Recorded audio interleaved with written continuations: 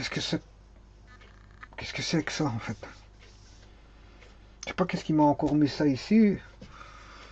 On dirait une roue à rocher. Une roue à rocher. En fait, on voit bien que c'est une rose des vents. Est-ce qu'on appelle ça rose des vents, rosace des vents ou rosette des vents? J'en ai aucune idée, mais enfin, ça ressemble à une fleur. Hein. À une fleur, une pétale de fleur, enfin une fleur avec ses pétales, et voilà. Bon, maintenant, ce qu'on va voir, on va voir une nouvelle, pas une nouvelle matière, mais ça va voir toujours avec les hypocycloïdes astroïdes. Jusqu'à présent, on a fait l'étude de la fonction de l'hypocycloïde astroïde. Et maintenant, je vais voir le centre, je vais calculer le centre de gravité d'un arc d'hypocycloïde. Et cet arc-là va être situé au premier cadran. Voilà. Donc maintenant, j'aurai une fonction. C'est une fonction. Hein. Voilà. Je n'ai plus une courbe, mais une fonction. Enfin, c'est une courbe, mais c'est aussi une fonction. Alors qu'avant, l'hypocycloïde est une courbe, mais elle n'est pas une fonction, alors que l'arc de parabole, l'arc d'hypocycloïde est une courbe spécifique et qui est une fonction, qui est en fait une partie de l'hypocycloïde. En fait, j'aurais pu prendre cet arc-là, cet arc-là, cet arc-là ou cet arc-là. J'ai choisi de prendre l'arc au premier cadran. Donc maintenant, j'ai une fonction en présence. Voilà. Je vais de là à là. Et on va chercher le centre de gravité. Centre de la gravité de l'arc hypocycloïde. Ici, on a R. R0. Et ici, on a R... 0R.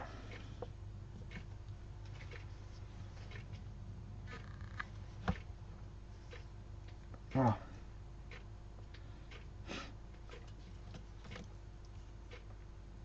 Bon, la fonction c'est x2 tiers plus y2 tiers est égal à r2 tiers, si on s'en rappelle. Donc je peux retirer y égale, c'est r2 tiers moins x2 tiers. Voilà la fonction. Mais attention qu'ici, il faut absolument que j'ai pour un x positif, je dois avoir un y positif. À quel moment j'ai ça?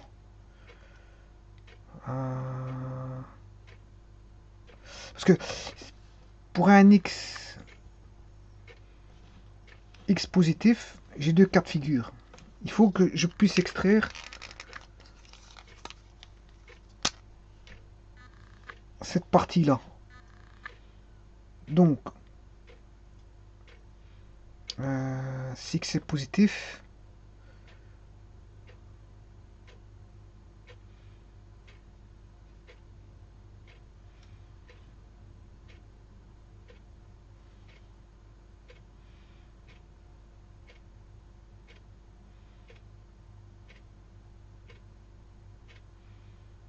ici attention qu'il y a un cube. Hein. J'ai un cube dans la fonction en fait.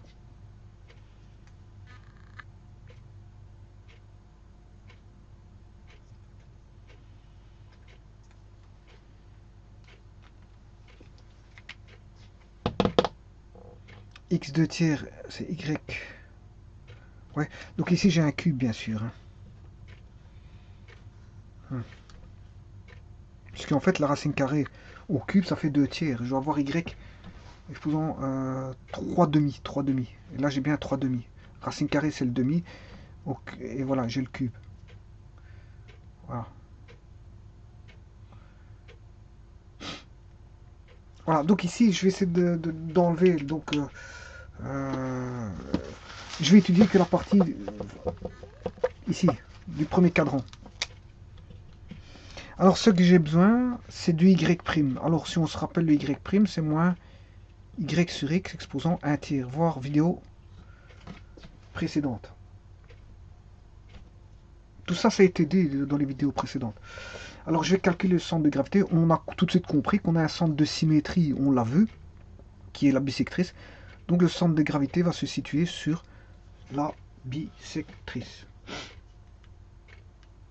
Ben, on va calculer ceci. Mais pour ça, il faut que je décompose en éléments infinitésimal dl.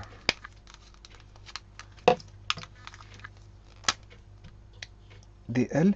Et dl, je vais le décomposer suivant une composante en x et une composante en y. Donc en x, j'aurai dx et là, j'aurai dy. Autant dire que dx plus dy, d carré x plus dy carré égale dl carré. C'est Pythagore. Hein. J'ai un petit triangle. Si je fais un zoom, j'ai dl ici, dx et dy. Voilà. Je fais un zoom de l'élément dl qui peut se décomposer suivant x et suivant y. Et si je fais un grand zoom, ça fait dx, dy, dx carré plus dy carré égale dl carré. Donc autant dire qu'on a, si je divise par dx, si je mets dx carré en évidence, j'ai 1 plus dy carré sur dx carré. Et ça, c'est toujours égal à dl carré. Donc, voilà. Donc, et dy sur dx, ici je peux écrire que c'est dx carré 1 plus dy sur dx, le tout au carré est égal à dl carré. Voilà. Bon. Mais je vais d'abord mettre la formule.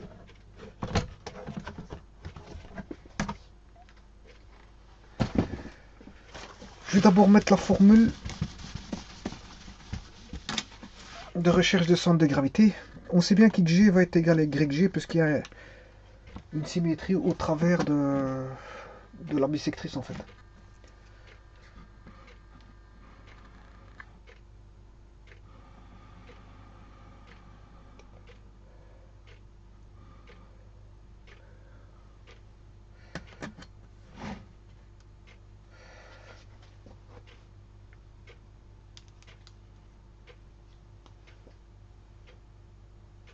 Donc xg égale yg. Tiens. Il faut que je recule encore un tout petit peu.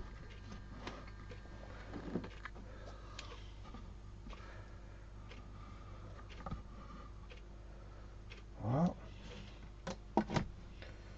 Voilà, je peux voir un peu mieux.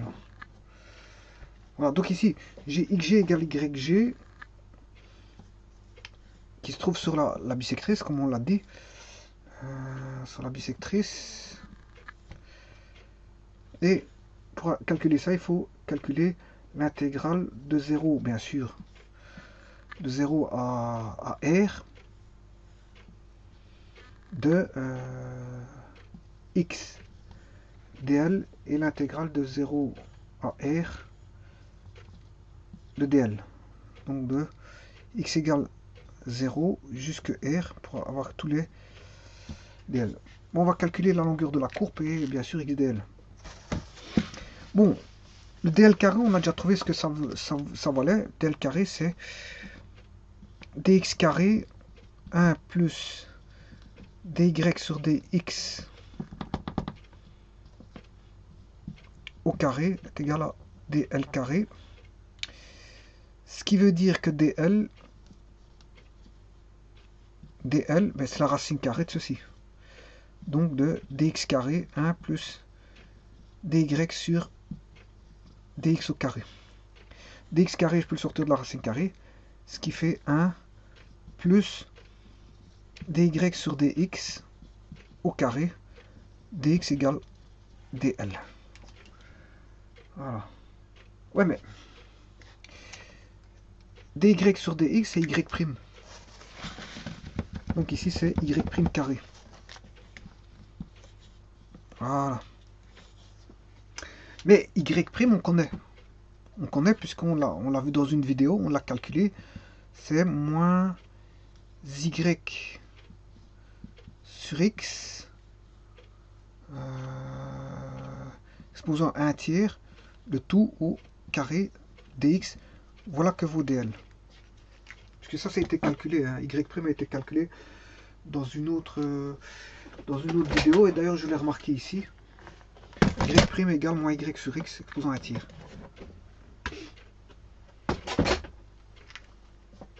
Là. Donc ici je vais calculer l'intégrale de 0 à dl, comme ça j'aurai au moins le dénominateur.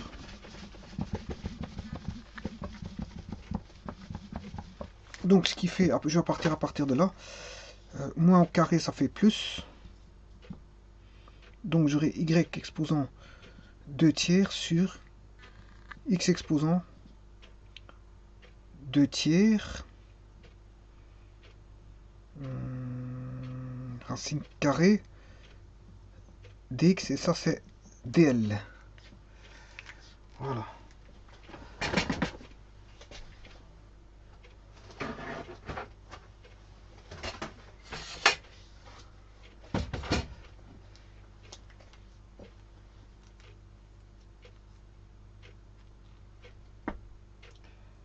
Alors, que peut-on faire avec ça?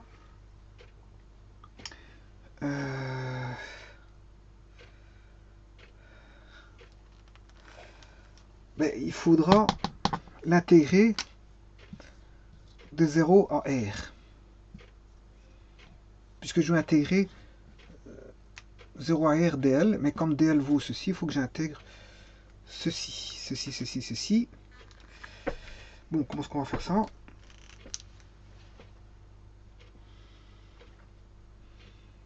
Et donc en fait ça revient à intégrer ceci, hein. 0 à R, donc de 0 à R.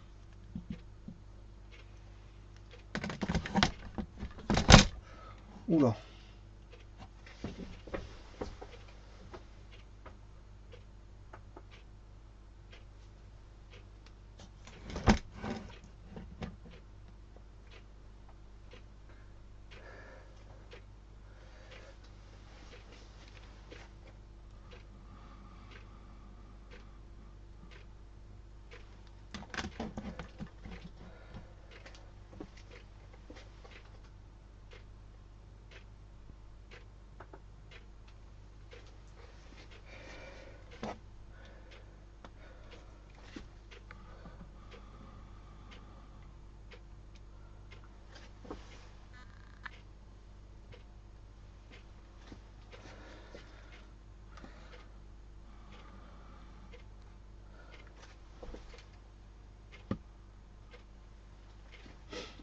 Bon, donc on va calculer le dénominateur ici.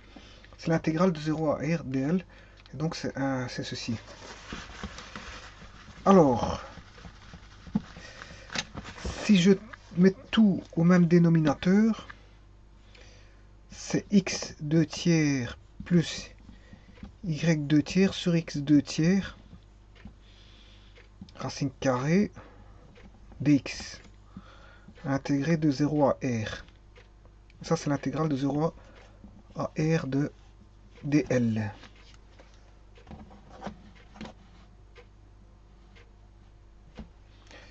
Bon, mais x plus y 2 tiers, on sait bien que ça fait, si je fais x 2 tiers plus y 2 tiers, ça fait R exposant 2 tiers. Donc ceci c'est, le numérateur vaut x exposant 2 tiers. R exposant 2 tiers, pardon. R exposant 2 tiers.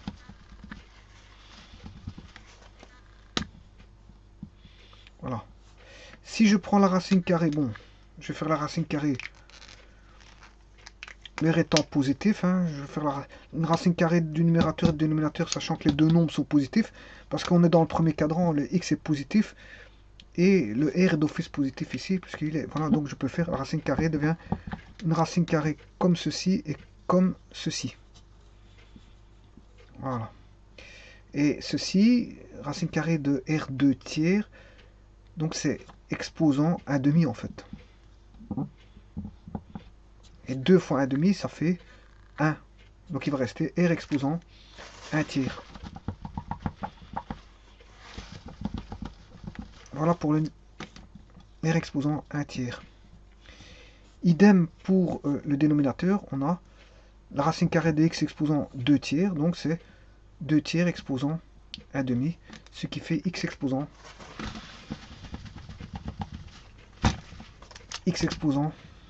1 tiers. Donc ce qui fait fois x exposant moins 1 tiers. Voilà. Il faut intégrer ceci pour retrouver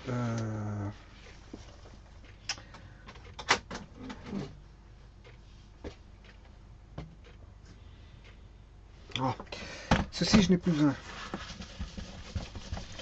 Je vais l'effacer. Je l'efface. Alors, on va intégrer de 0 à r exposant 1 tiers, qui est une constante qui sort du primitif, x exposant moins 1 tiers dx. Donc ça, c'est une intégrale facile. C'est r exposant 1 tiers, x exposant a intégrale dx, c'est x exposant n, intégrale de x exposant n dx est égal à xn plus 1, le tout sur n plus 1. Plus une constante ici, si c'est une primitive. Hein. Mais ici, c'est déjà faire une intégrale, pas une primitive. Mais il faut primitiver d'abord et puis calculer l'intégrale par après. Bon, l'intégrale bornée. Donc x moins 1 tiers plus 1. Donc j'aurai, le calcul va donner moins 1 tiers plus 1 sur moins 1 tiers plus 1 entre les bornes 0 et r. Et là, j'aurai la valeur de la longueur de l'arc d'hypocycloïde. Alors, 1 plus 1 moins 1 tiers, c'est 3 tiers moins 1 tiers, c'est x exposant 2 tiers sur 2 tiers. Ce qui fait 3 demi de r exposant 1 tiers. Voilà.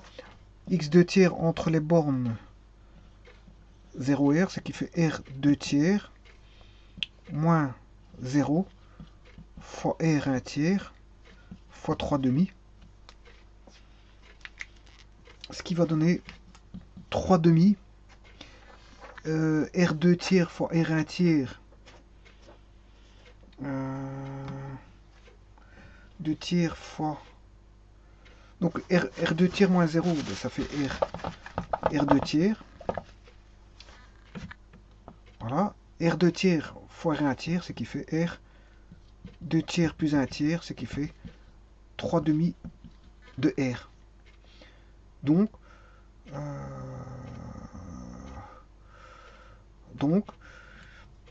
la longueur fait 3 demi fois le rayon.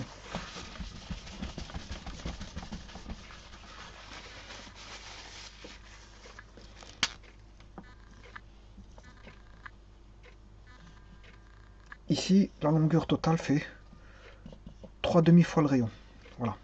Maintenant, si j'en profite pour voir toute l'hypocycloïde et non pas l'arc, eh bien c'est 4 fois 1, 2, 3, 4. 4 fois 3 demi R, ce qui fait 4 fois 3, 12 divisé par 2, 6 R. La longueur totale fait 6 R pour l'hypocycloïde. La longueur totale. Voilà. R étant bien sûr le rayon du cercle qui passe comme ceci. Hein. Voilà.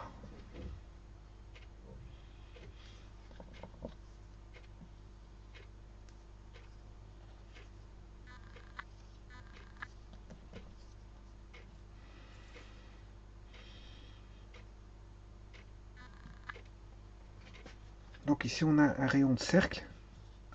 Et donc apparemment 3 demi fois 4, on aurait 6 fois le rayon. 6 fois le rayon.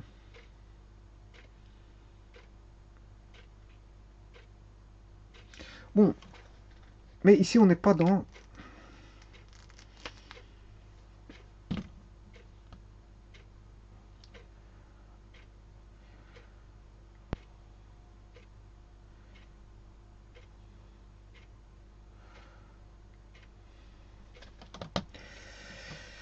On est dans le calcul des centres de gravité de l'arc d'hypocycloïde, donc en fait, on va se ramener à ceci. Hein. Donc on a la longueur de la courbe ici, pour x allant de x égale 0 à x égale r, bon, la longueur de l'arc ici vaut 3 demi fois le rayon. Bon, maintenant, on va rechercher donc intégrale de x dl, oulala, de 0 à r sur intégrale de 0 à r dl. Ceci, on l'a calculé, c'est 3 demi r. Par contre, maintenant, je dois aller rechercher x fois dl. Mais si je m'en rappelle, dl, je ne me rappelle plus ce que ça faisait. Je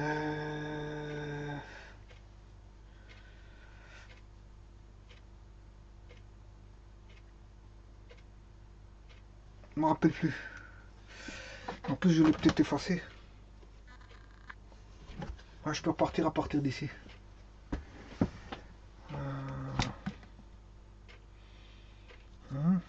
X exposant. Ça, c'est... Voilà. DL, il est là. Donc, ceci, c'est DL.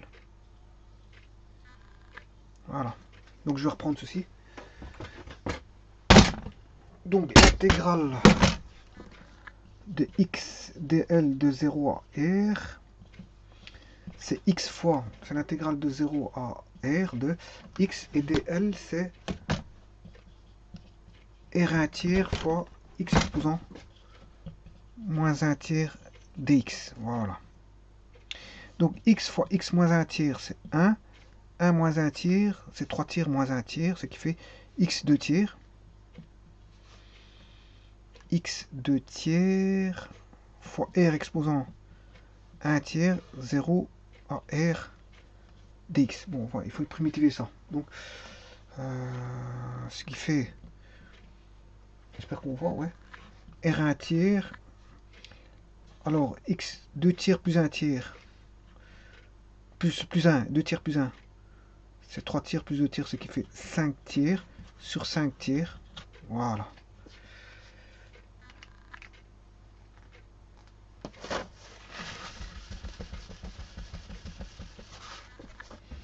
Bon, entre les bornes, bien sûr, 0 à R.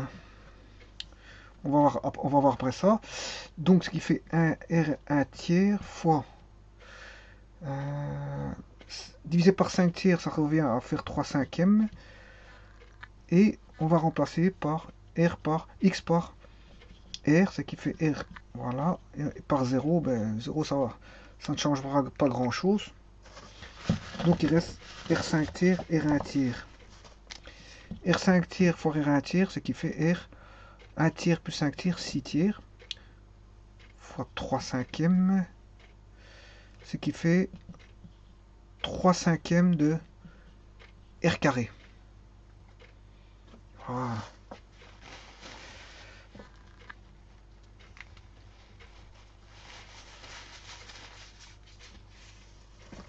Bon, je vais effacer. Ce qui fait 3 cinquièmes de R carré.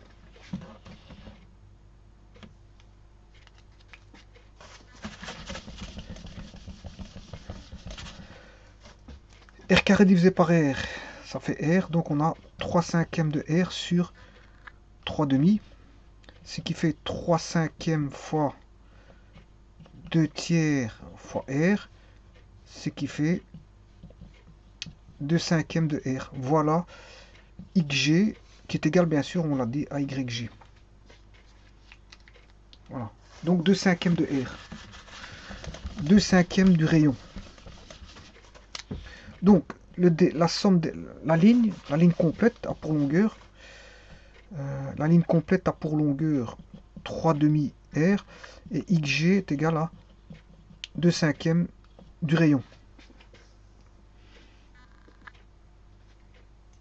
Voilà. Mais c'est aussi YG parce qu'il est situé sur la bisectrice.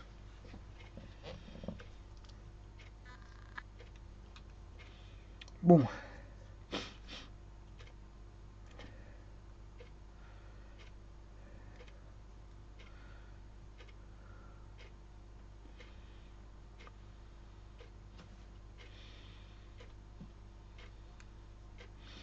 Alors, si on se rappelle, sur la bisectrice, on avait θ égale pi sur 4. Et pi sur 4, x est égal à cos cube de θ, et y égale sinus cube de θ. Donc, on avait en 45 degrés, on a racine 2 sur 2, exposant 3, qui est égal à racine de 2 sur 2, exposant 3. Ce qui fait 2 racine 2, parce que racine 2 fois racine 2 fois racine 2, on a racine 2 fois racine 2 qui fait 2, et il reste en racine 2, c'est 2 racine 2, le tout sur 8, ce qui fait racine 2 sur 4. Donc, au point d'intersection avec la bisectrice, ici on a 0 R, là on a R 0, là on a racine 2 sur 4, ici. Voilà. Et ça c'est quand R valait 1. Maintenant si je prends ici R vaut 1, ben, on a 2 cinquièmes. 2 cinquièmes. Bon ça il faudrait que je trouve 2 cinquièmes. 2 cinquièmes, c'est-à-dire 1 cinquième c'est 0,2. Donc on a à 0,4. 0,4 sur la bisectrice. Est-ce qu'on est à l'intérieur ou à l'extérieur ici? Bon, il faudrait que je trouve ma machine. Et on va calculer racine 2 sur 4, combien ça fait.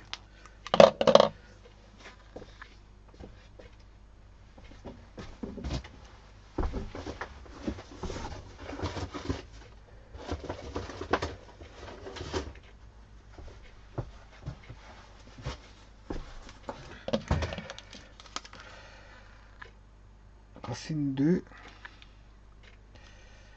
divisé par 4. 0,35. 0,35. Donc le centre de gravité, lui il est à 0,35. Bien sûr en Y aussi, puisqu'il est sur la bisectrice. Hein, 0,35, 35, 35, etc. Le centre de gravité se trouve en 2 cinquièmes, c'est-à-dire, je viens de le dire, en 0,4. Et si je trace le cercle de rayon 1, là on est à 1. On est à combien ici? Si j'ai 1 et 1, on est en racine 2 sur 2.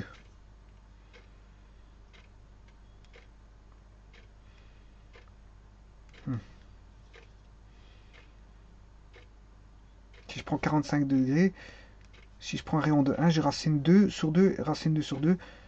Là, j'ai racine 2, 2 racine 2 sur 4. Et le centre de gravité se trouve en 2 cinquièmes, aussi bien en X qu'en Y. Alors, je vais tenter de voir s'il n'est pas au milieu du quart de cercle ici, par rapport au quart de cercle, retourner de l'autre côté. Je vais regarder, on va vite faire ce calcul-là. 2 racine 2 sur 4 plus racine 2 sur 2 de tout sur 2. Donc, ce qui fait, si je mets en quart, j'ai fait x2, donc je vais faire x2. Donc, 2 racines 2 plus 2 racines, on a 4 racines 2, tout sur 4, le tout divisé par 2. Ce qui fait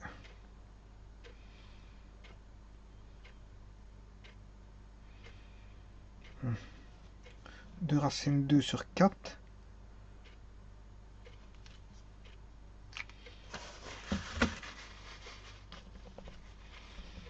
Deux racines 2 sur 4.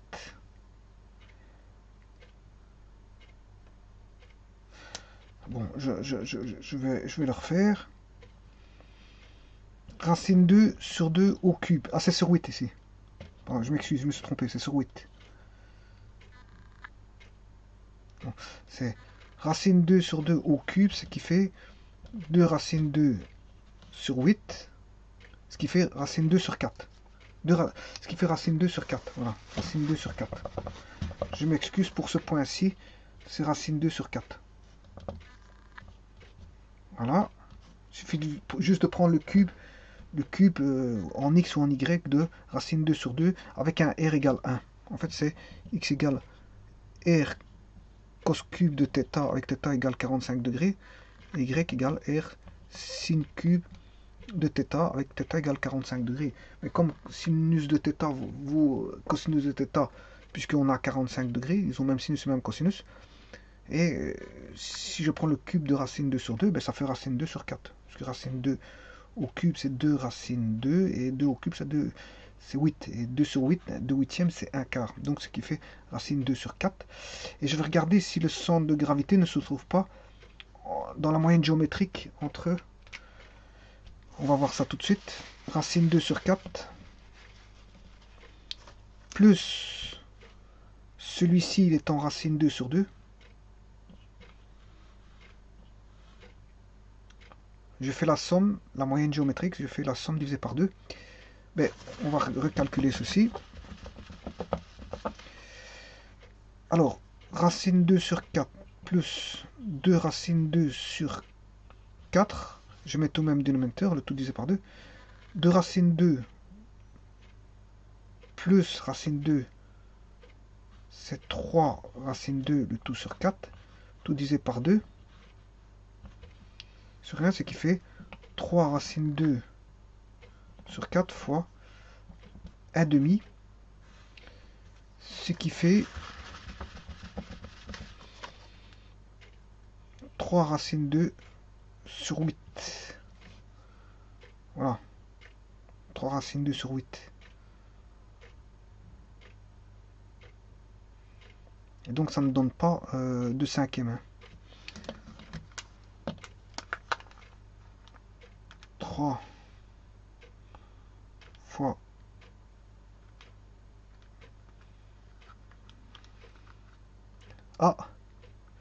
ouais, ça fait 0,53. Alors que 2 cinquièmes donne 0,4. Donc le centre de gravité est un peu en dessous de la moyenne géométrique entre ce point-ci de l'arc-là et ce point-ci de l'arc-là situé sur la bissectrice. Voilà.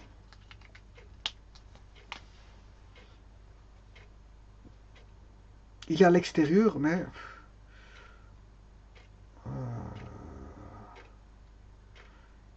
tout proche de la courbe en fait. Voilà, tout proche de la courbe.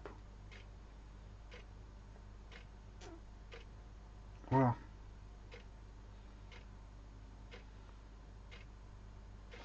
Donc moi je pensais le trouver, je veux dire, à mi-chemin entre la courbe qui fait le cercle de l'hypocycloïde et l'arc d'hypocycloïde, et le trouver sur la bissectrice à mi-chemin entre les deux arcs. Mais en fait, c'était pas le cas. Mais j'ai essayé quand même pour voir si c'était le cas. Voilà, donc on a calculé la bissectrice, enfin comment ça s'appelle ça, le centre de gravité XG, qui se trouve en 2 cinquièmes de R. Et ici, bon, j'ai pris un cas de figure où R égale 1 pour essayer de voir, faire apercevoir certaines choses, mais on n'a rien vu de tout ça. Voilà, je vous remercie beaucoup.